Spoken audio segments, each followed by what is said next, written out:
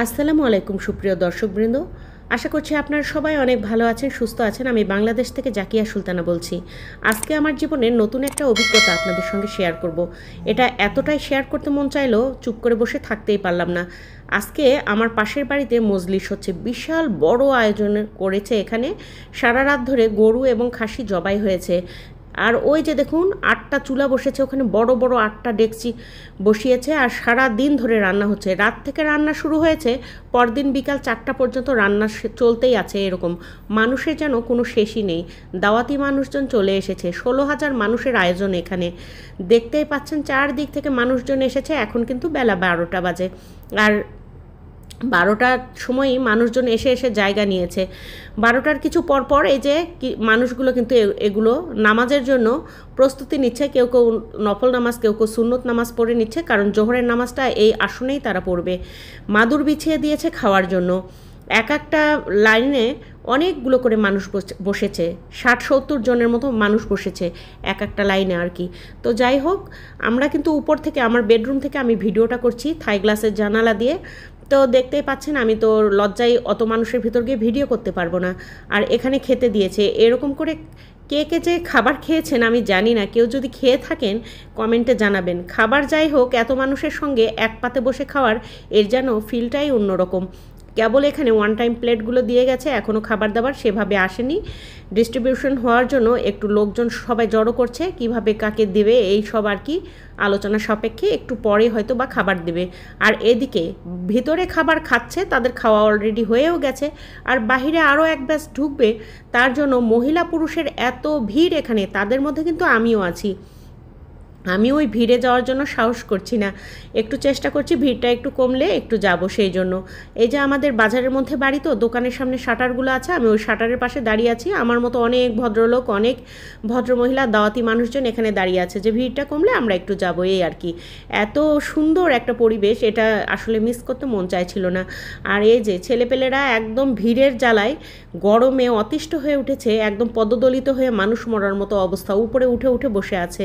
পরে অবশ্য ভিড় কমলে আমরা খুব রিল্যাক্স করে খেয়েছি, একদম শেষের ব্যাচে খেয়েছি, এবং সুন্দর মতো রুমের মধ্যে বসে ফ্যানের নিচে চেয়ার টেবিলে বসে আলহামদুলিল্লাহ আমরা খেতে পেরেছি। মহিলা মানুষ, আমরা একটু সম্মানের ভয়েই করছিলাম যে পুরুষ মানুষের সঙ্গে একসঙ্গে বসে কিভাবে খাবো।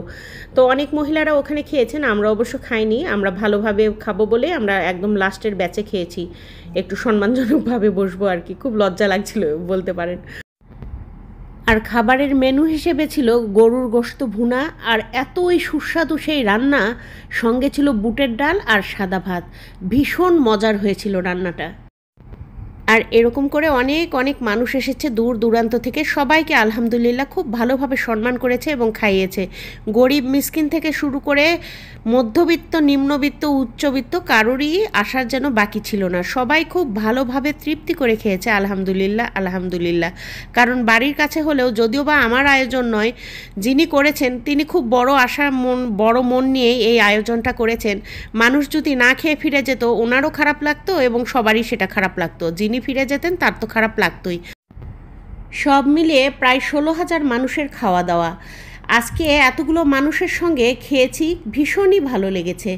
ডালটা এত মজা লেগেছে। মজলিসের রান্না তো আমার একেবারে আগে থেকেই খুবই পছন্দের, আর তার সঙ্গে যেটুকু খাবারই খান খুবই তৃপ্তি সহকারে খাওয়া হয়, আর খুবই বরকতময় এই খাবার।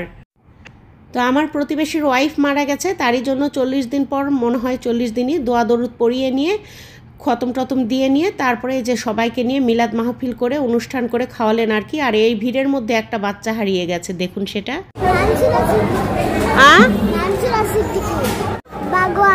বাগওয়ান মানসুরা সিদ্দিকী বাগওয়ান বাড়ি। তোমার আব্বার নাম কি? মেহেদি হাসান। এই মজলিস খাতে আসে তোমার ছাড়া থুয়ে গেছে। আসবে আসবে, তুমি এখানে বসে থাকো।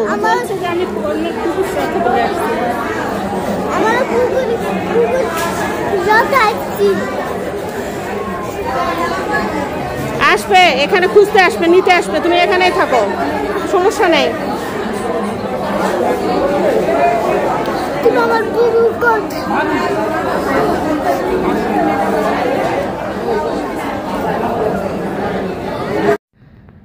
আমি এবং ওই বাচ্চাটা দুজনে জয়পুরহাটের আঞ্চলিক ভাষায় কথা বলছিলাম। বাচ্চাটা আমাকে বারবার রিকোয়েস্ট করছিল, তুমি না আমার ফুবুক ফোন করে বলো তো, আমার ফুবু এসে যেন আমাকে নিয়ে যায়।